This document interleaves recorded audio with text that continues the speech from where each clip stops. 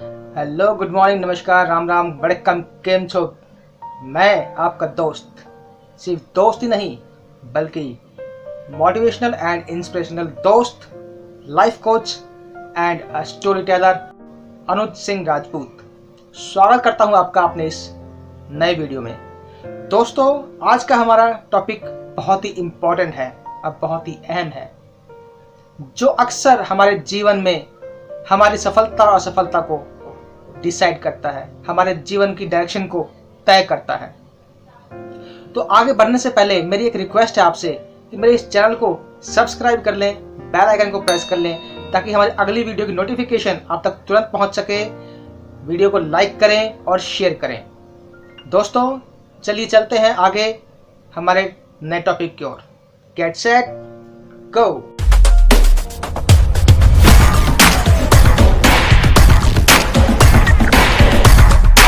दोस्तों, आज का जो हमारा टॉपिक है वो है कि व्हाट इज मोस्ट इम्पॉर्टेंट, ज़्यादा अहमियत किसकी है, सफलता या असफलता की।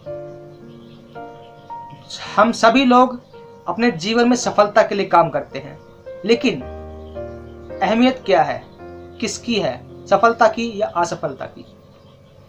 दोस्तों, हम सभी के साथ जब अक्सर बुरी घटनाएं घटनी शुरू होती हैं या हर कदम पे हमें फेलियर मिलना शुरू हो जाता है, या हम कुछ भी काम कर लें, कुछ भी मेहनत कर लें, कितने ही प्रयास कर लें, लेकिन जब हर तरफ से हालात खराब हों, हमें केवल निराशा ही मिले, फेलियर ही मिले, असफलता ही मिले, तो हम लोग निराश हो जाते हैं, हताश हो जाते हैं। लेकिन दोस्तों, मेरा ये मानना है कि हमें अगर लगातार मिल रहा है फेलियर के बावजूद भी अपने आप को निराश नहीं होने देना है, अपने आप को हताश नहीं होने देना है। क्योंकि अगर मैं आपसे जिंदगी के एक्सपीरियंस शेयर करूं, अपने ही नहीं, हमारे बीच बहुत से लोग हैं इस दुनिया में, उन्हीं के जीवन की बातें अगर शेयर करूं तो बात आती है हमारे बीच एक हेनरी फोर्ड की, जिसे सब जानते हैं आज के टाइम में, जो फोर्ड कंपनी के मालिक हैं।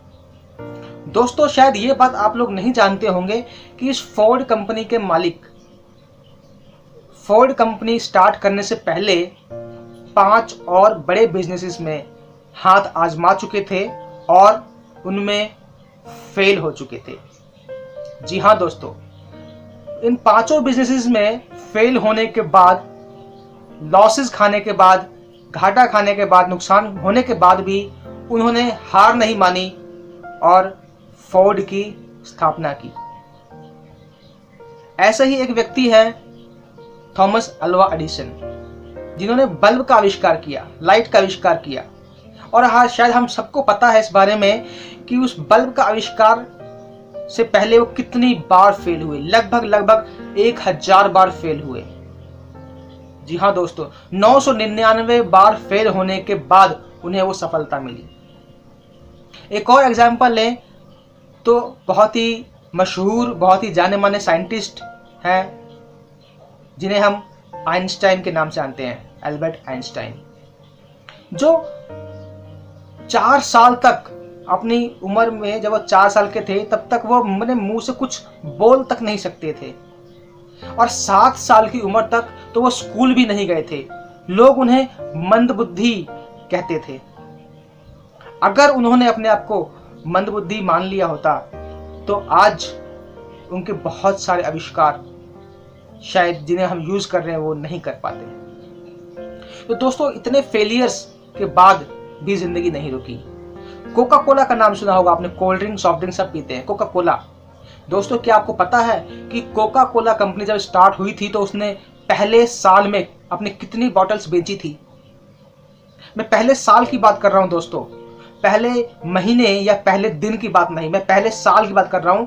जब कोका कोला कंपनी स्टार्ट जब हुई थी तो उसने अपने पूरे साल में कितनी बॉटल्स बेची थी, शायद आपको उसका मालूम भी नहीं होगा।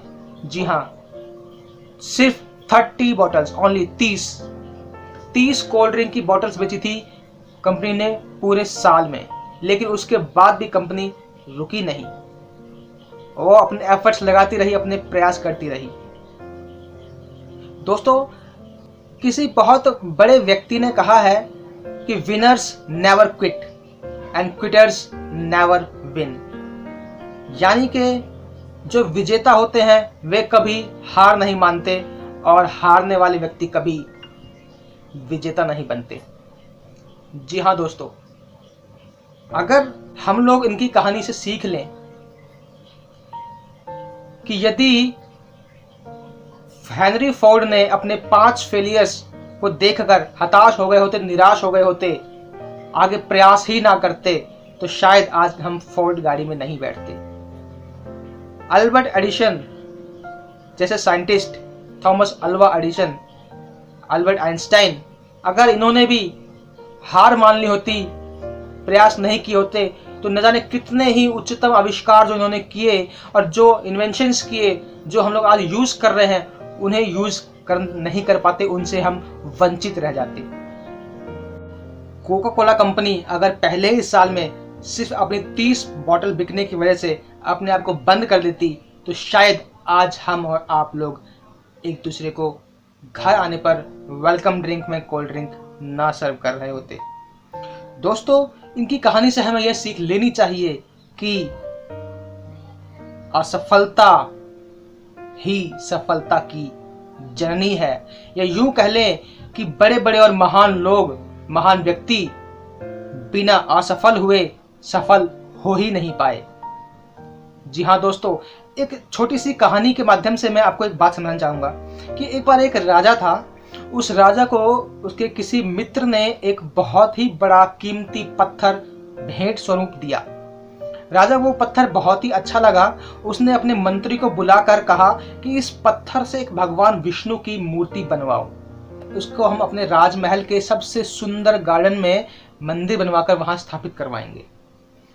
उस मंत्री ने अपने राज्य के सबसे ही बेस्ट, सबसे अच्छे शिल्पकार को वो पत्थर दिया और उसको बोला कि इस पत्थर से भगवान विष्णु की बहुत ही खूबसूरत मूर्ति बनाए।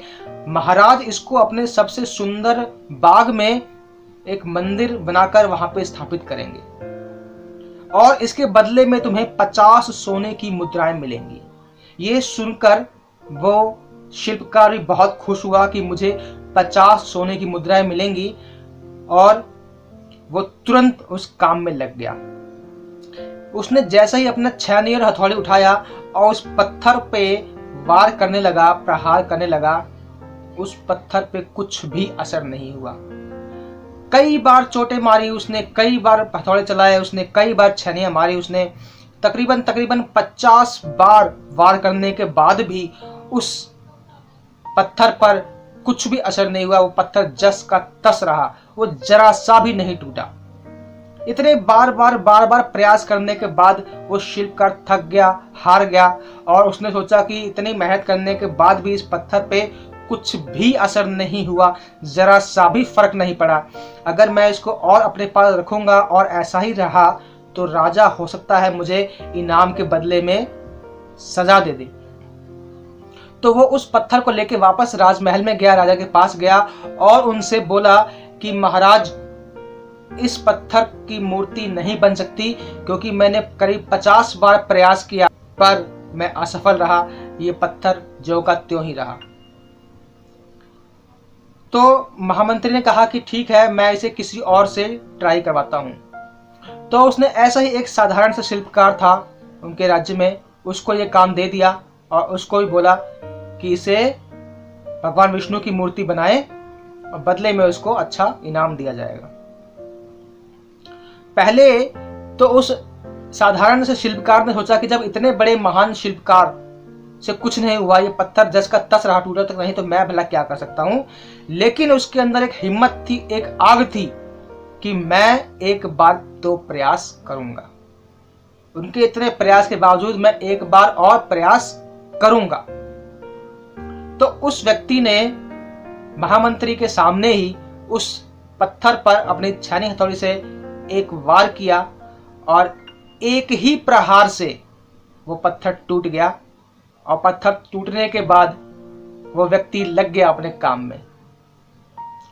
तो दोस्तों, महामंत्री ने खड़े खड़े वहीं पे ये बात सोची कि उस शिल्पकार ने 50 वार किए उस पत्थर पे, लेकिन उसका कुछ नहीं हुआ। अगर वो एक बार और 51वां बार यानी एक बार और प्रयास कर लेता तो वो अपने काम में सफल हो जाता और वो 50 सोने की मुद्राएं भी ले पाता। लेकिन उसने धैर्य नहीं रखा और एक बार और का फॉर्मूला जो है वो नहीं अपनाया और विफल रहा। दोस्तों, इतनी असफलताओं के बावजूद उसे सफलता मिलती यदि वो एक बार और प्रयास करता तो ऐसे ही चाहे हेनरी फोर्ड हो, थॉमस अल्वा एडिसन हो, एल्बर्ट आइंस्टाइन हो या कोका कोला कंपनी हो, उन्होंने यही फॉर्मूला अपनाया कि एक बार और। लगातार असफल होने के बावजूद, असफलताएं मिलने के बावजूद वे लोग थके नहीं, हारे नहीं, निराश नहीं हुए, काम छोड़कर नहीं बैठे। और आज हम लोग देखते हैं कि वो मिलेनियर बिलियनियर लोगों में उनका नाम है। उन्हें किसी चीज की कोई कमी नहीं है, उनके एग्जाम्पल्स दिए जाते हैं।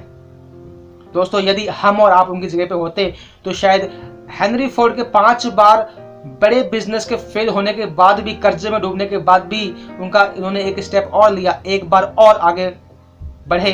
हम लोग अगर होते तो शायद वहीं पर हार कर, थक कर, निराश होकर बैठ जाते। दोस्तों, ऐसे ही हमारे जीवन में बहुत से एग्जाम्पल्स हैं जिन्हें हम देखकर यह सीख ले सकते हैं कि हमें पीछे नहीं बल्कि आगे बढ़ना है और एक बार और, जी हाँ, एक बार और का प्रयास हमें अपने जीवन में अपनाना है। दोस्तों, मेरी ये कहानी सुनकर आप लोगों को अपने जीवन में कोई ना कोई मकसद जरूर मिला होगा जिसे पूरा करने के लिए आप एक बार और प्रयास करेंगे। दोस्तों, ये कहानी मेरे सुनाने का मकसद यही था कि अगर लगातार असफलताएं मिल रही हैं तो उससे हमें निराश होने की जरूरत नहीं है, क्योंकि असफलता ही सीढ़ी दर सीढ़ी बनकर हमें हमारी मंजिल तक पहुंचाती है। यहां तक कि मैं तो ये कहूंगा कि असफलता ही खुद कहती है कि असफलता की सफलता आ। ठीक है दोस्तों, इस बात को हमेशा ध्यान रखें कि असफलता में ही सफलता छुपी हुई है। आशा करता हूं कि मेरी ये कहानी आपके जीवन में बदलाव लेके आएगी, और क्या बदलाव लेके आई, क्या चेंज लेके आई, और आपने इस कहानी को सीख के अपने अंदर क्या चेंजमेंट लेके आए, क्या बदलाव लेके आए और क्या इंप्रूवमेंट आए आपकी लाइफ में, ये आप मुझे कमेंट करके बताएं। और दोस्तों, मैं इस कहानी को सुनने के लिए आपका बहुत बहुत शुक्रिया। Thank you. बने रहें हमारे साथ, हमारी अगली वीडियो के लिए मिलेंगे। तब तक थैंक यू वेरी मच।